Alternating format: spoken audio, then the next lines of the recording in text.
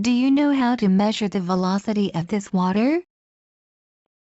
After watching this video, you will be able to and understand about Pitot tube and the concept of stagnation pressure. Consider a piezometer tube. Piezometer tube is just used to calculate the static pressure. By measuring the height to which a column of the liquid rises against gravity. The fluid is static, relative to the moving fluid. Hence, it is normally termed the static pressure. The pressure height would be same, considering the flow is steady and incompressible. But what if we replace it with a Pitot tube? The column height of the water will increases.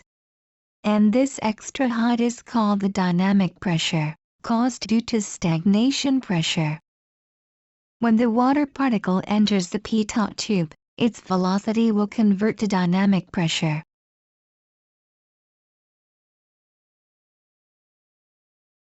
And stagnation pressure is the total sum of static and dynamic pressure. So the stagnation pressure represents the pressure at a point where the fluid is brought to a complete stop. Now let us apply the Bernoulli equation and derive the formula for stagnation pressure. For that, let us write point 1 and point 2.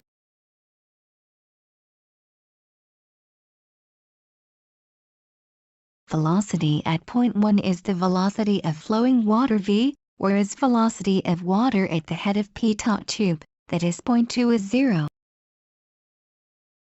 The datum height z1 and z2 is 0. Now solving the equation with those value we get.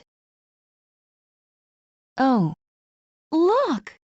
We get the pressure at point 2, that is stagnation pressure, is sum of static and dynamic pressure.